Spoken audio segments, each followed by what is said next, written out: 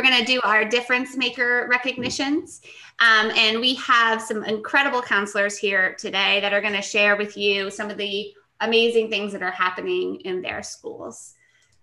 We are going to start with Tyler, and Tyler was recognized by Eric. So thank you, Eric, for putting his name forward. And I'm gonna hand the virtual floor over to you, Tyler.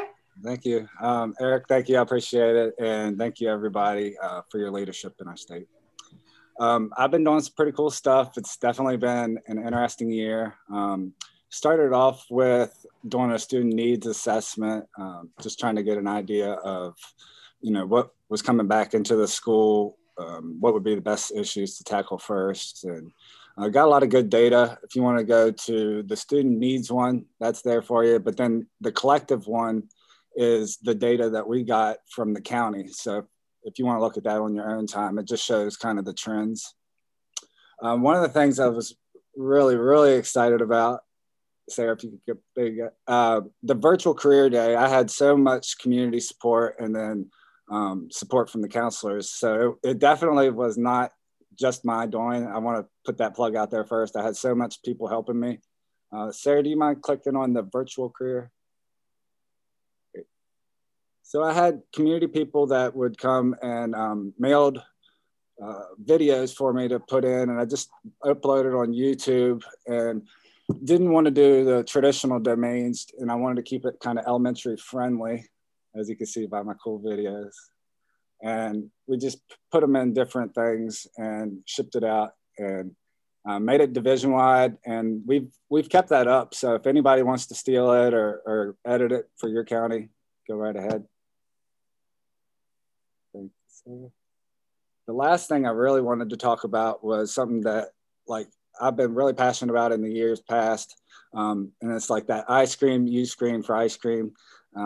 It's something that I was really passionate about in TDT, not getting to work with the students that just do really, really well. So these are for students that basically don't have to be told. They just follow directions. I feel like they're the ones that kind of slip through the cracks. So their teachers will nominate them on like a Google Excel and just put different names every week. And I get to, like down here on the bottom right picture, you can see, I get to just go and have a good time. And I think that's probably some of the most fun I have is getting to do the stuff that I don't get to do with like the whole school.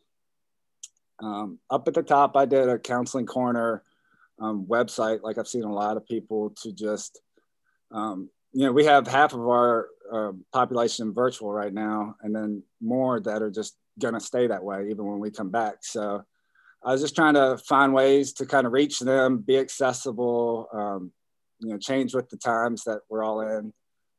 Something, if you have a no appointment scheduling thing, this is the easiest and quickest way. Sarah, if you could go down just a hair.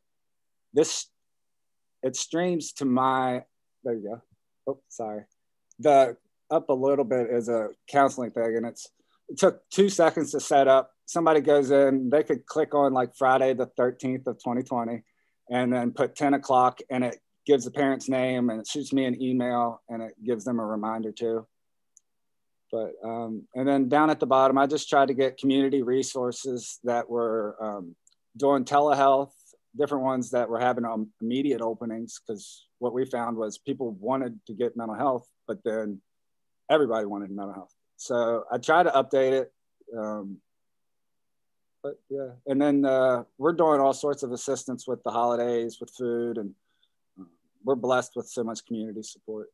We really try to be proactive too on the social medias. Like our parents love seeing the safe distance pictures. I think they have, like I'm a parent of 3. We all have anxiety of our kids in school. So when they see them smiling through a mask, I guess, and having a good time, it's just something that's good for a parent to see.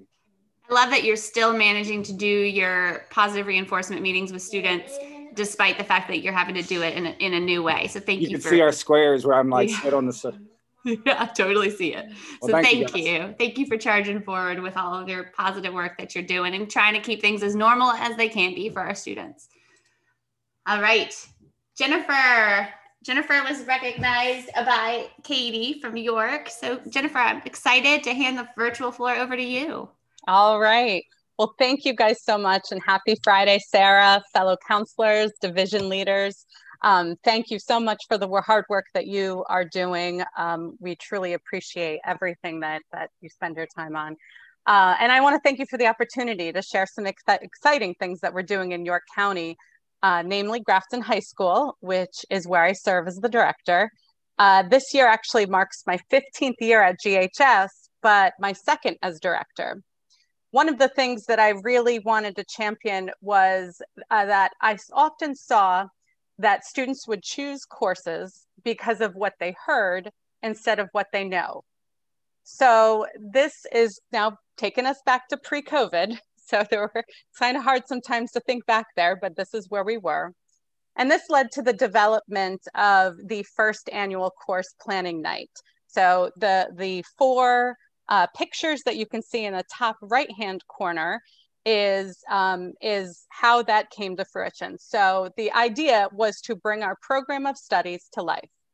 So our teachers were asked to represent their content and the electives they taught. And as amazing teachers do, they were creative and they were excited about the opportunity to attract students that they may have not taught before. So, you know, as you see through the photos, we had an amazing turnout. The feedback was an enormous success. And the outcome was that we actually were able to offer 3 new electives that had made as a class that had never been made before. So this course planning night was on January 22nd, as you can see in the poster. Follow that by February 4th of 2020, our school, Grafton High School, had a major electrical fire. The fire was so extensive that it actually had closed the school until further notice. That, thankfully, no one was hurt, no staff was hurt, but the work that needed to be done quickly was intense. There were many decisions that needed to be made very quickly. So the decision was to alternate days with one of our other high schools in the division. So we would attend York High School, which is one of our other schools, on Tuesdays, Thursdays, and Saturdays, while they attended on Mondays, Wednesdays, and Fridays. So what you can see on the bottom left-hand corner is the merging of what we called Yorkton. We merged our 2 schools together and became a unit. The picture on top are the counselors that had to reinvent the school opening because we were handing out new schedules.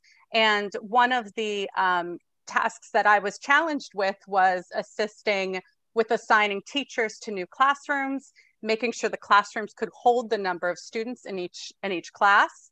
And as you can imagine, there were many logistics that were worked out. What we did not realize is that not even a month later, the country would be facing a global pandemic. So our Grafton High School students have been through a lot. The months that follow and into obviously this school year, the focus was majorly on social emotional learning and just having services available for students. So my team worked very hard to create resources that are through Canvas and just have the ability, oh, is that my timer? And then just have the ability to reach us as they would in the brick and mortar building. So you can see in the other 2 photos, our Canvas slides that we used in order to keep a lot of the access and the availability. So I just want to say in closing that I am truly honored for this recognition, but truly without the support of our division leader, Katie Gaylord, my school counseling team, the administrators, including our principal, Whitney Cataldo, I truly wouldn't be able to pull any of this off. We really are a team here, and I'm just grateful to be a part of it. So thank you. Wow, Jen, I cannot imagine the amount of resilience that you and your students had to put forth when facing just 2 disasters, one right after the other. So cheers to you and the work you're doing. That's incredible. Thank you for sharing. I'm amazed. I really am. All right, Lindsay. Lindsay comes to us from Goochland, and Lindsay was recognized by Tom. I'm very excited to hear about the cool things that are happening at your school, Lindsay. Hi, thank you so much, Sarah. Jen, tough act to follow. I work at Goochland Middle School in Goochland County, and there's quite a few links here that if you have access to this presentation, you can peruse them to find out the different programs that we're providing at Goochland Middle School. But there are a couple things that I wanted to focus on with this platform. Also, I apologize if you can hear the construction in my background right now. We had storms and can't be in the school building, so there's construction in my house and I apologize. But the two pieces that I really wanted to focus on are how we are integrating virtual platforms into our counseling program. And two of the main ways that we've coordinated that are through our Red Ribbon Week community conversation event that we recently put on. Here in Goochland, we have a very lucky platform where our middle school and our high school are connected in the same building. And so there's a lot of transition work that gets to happen between 8th and 9th grades. And this event was a secondary event coordinated with the high school and the middle school collectively. But the main role that I played in the development of the event was creating a website event where resources were posted, the calendar, the schedule, access to the contacts of the people who ran the event. And to explain the event a little bit further, Red Ribbon Week is where we explain and coordinate substance use and prevention. So we brought in community leaders from across our division, including our fire chief. We had the Commonwealth's attorney there. We also coordinated lessons leading up to the event with our students, and then asked our students to present their projects that they created at this event. And the projects were focused around how can they live fulfilling lives outside of using substances or abusing substances and alcohol, and what does that look like for them as a teenager in 2020? So then they presented these projects that they created to all of these community leaders, including our superintendent, including lots of really powerful people. And so they presented these projects and they talked about what it's like to be a teenager in 2020, how to live these fulfilling lives, and in particular, what does that mean in the context of COVID? So this event all happened virtually, and after the event, we also posted the information later on for students and community members who weren't able to be there in person, and then asked students to fill out a Google form where they read over the information, they listened to their peers talk about their projects, and then they were able to be submitted to win a pair of AirPods that Amazon gave us, which is awesome. But all of that ultimately to say is that this event has never taken place before in our county. It was a brand new thing that we implemented, and being able to access all of this virtually is going to be was useful in bringing all of the students who were unable to come to the event at the time that it was presented, because we all know that not every family can come to every evening event or every morning event or every afternoon event. So we got to bring in so many different students, so many different families, and so many different community leaders for Red Ribbon, which was amazing. Another piece of programming that we are focusing on in Goochland Middle is all of the different ways to virtually reach students. And there's a bunch listed here, but it includes our newsletter that we put out monthly. It includes our family check-ins, where each month we do a Google Meet meeting with our families to check in virtually, just like this. And we're probably going to continue that forever and ever, because it's so convenient for many of our parents, not for all of our parents, but many of them. And we will provide other opportunities as well. And then the other one is our virtual counseling corner, which is in the bottom left-hand corner over there with our Bitmojis. Again, I work in middle school, so we have to find the balance developmentally between reaching kids where they're at and also challenging them. Well, we do that at all levels, but particularly in middle school, it's challenging to find the right developmental level, because sixth graders can be 10 and 11 years old, while our eighth graders are full teenagers at 14 and 15 years old. So this virtual counseling corner that we put together includes resources much like Tyler's, where there's community resources, hotlines, helplines. There's also coping skills. So everything that you click on in that frame would lead you to something as a coping skill or something to help each student. So the iPad leads to apps like calm.com, Smiling Mind. The little glass jars there leads to some breathing exercises. The yoga ball on the side leads to yoga. The mat in the middle leads to PE exercises. The dogs are actually my dogs, and they lead to zoo cameras where the students can watch panda bears and jellyfish and any other thing to calm themselves. There's art, there's mindfulness exercises as well. So anything that you click on here leads to another page, which is all embedded into links in Google Drive so that the students have access to them, because at our school, we don't have access to YouTube. So it's all collected in one place. You don't have to go to different links. It's all right, which is really awesome. And I think that that's probably my time, but thank you so much for this platform to talk to all of you amazing leaders who we couldn't do our jobs without. I am so grateful for this honor, and thank you all so much for listening. Thank you so much, Lindsay. This is amazing information. I'm blown away. I don't know how you all get all this done. Wondering if you sleep. It's incredible. So thank you. And we have our final, last but certainly not least, recognition coming from Stanton, Amanda. And Amanda was recognized by Jalicia. I'm super excited to hear about the great work that's happening in Stanton.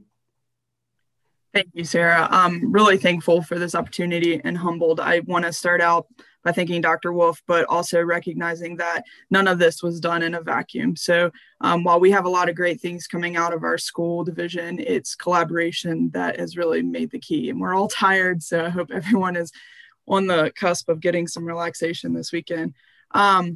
So just some really big things that we're excited about. We in our division have noticed for quite a long time that the mental health needs are increasing. And so prior to COVID, we had been working with community agencies to try to bring in resources and partner, because it's too much for all of our counselors to do. I'm a licensed practicing counselor as well, but the crisis that we were getting on a day-to-day basis was starting to increase.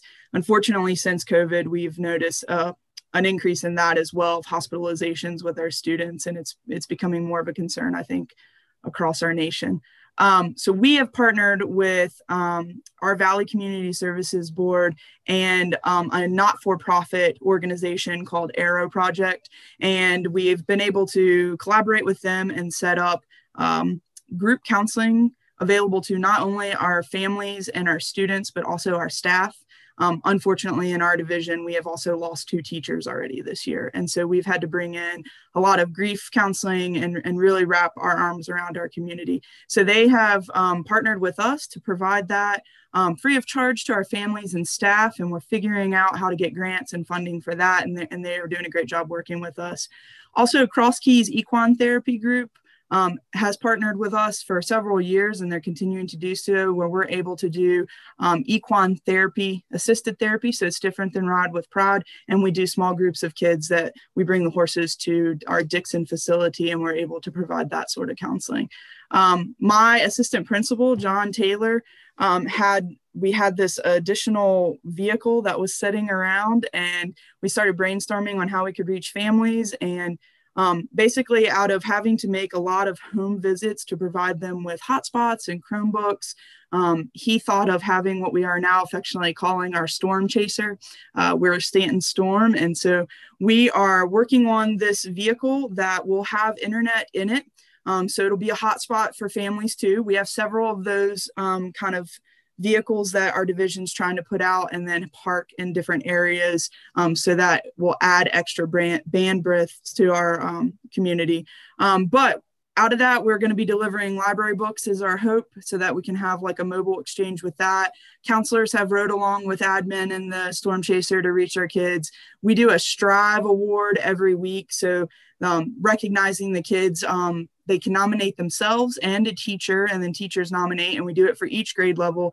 They get a t-shirt with a hashtag SHS Strive. So we put it on our Instagram, and then we drive that Storm Chaser to go out and be able to reach our families. And then our hope is to expand that. It will be an opportunity for us as counselors to do some one-on-one visits if we need to, some counseling, college We set up in the park and did a meet your counselor in the park so that they could come out and meet us face to face and socially distance. We are doing monthly career fairs where we have local people that participate and Zoom in. I'm fortunate to have graduated from this high school, so it's a lot of fun for me to get in touch with our alum and say, hey, what are some things that you're doing? And they've been really receptive of coming back in. We're doing mental health minutes monthly. We have a counselor resource. My counselors work tirelessly, and I really appreciate all the ideas they're bringing up. We have QR codes so that kids can use their phones to get to our emails instantly and set up appointments. We're having Zoom office hours. We've done some face-to-face FAFSA. We're really excited about Virginia College Week. That's application week that's coming up next week. We've all got our Zoom backgrounds are going to be colleges. We're doing some competition. If they fill out a scholarship, if they fill out their application, we're going to put them in for a raffle. We're doing a Where in the World is Mr. Collins, and it'll be a different college background and some facts on his Zoom morning announcements. And that's another way that they can participate. And then we have some on-site admissions happening in Super FAFSA. So we're really impressed with the engagement that we've had with our students, and any ideas, we're trying to grab as many as we can. And certainly if you guys have any more, you can shoot me, that'd be great. And everything everybody's doing is fantastic. You can check out our website as much as you would like. There are some links there, but we have a really great team in our community and holistically. So I can't take credit for any of this. I just want to shout out to everybody that's working behind the scenes and doing such the good work. You're way too humble, Amanda. I know that you have been an incredible leader for school counselors before COVID and during COVID. So thank you. And that's something I think is true for all of our difference makers. It sounds like it's not only that you're making a difference in your school, you're also making a difference in your division. So thank you for all that you are doing to bring people together, to collaborate. And I think connecting with community partners, you illustrated the importance of that so well, Amanda. Right now, we can't do it on our own. And there are a lot of people out there in the community that want to help. And so bringing those folks in and figuring out the way to connect them to families and students that need that support is essential. So thank you for highlighting that, Amanda. That's really important.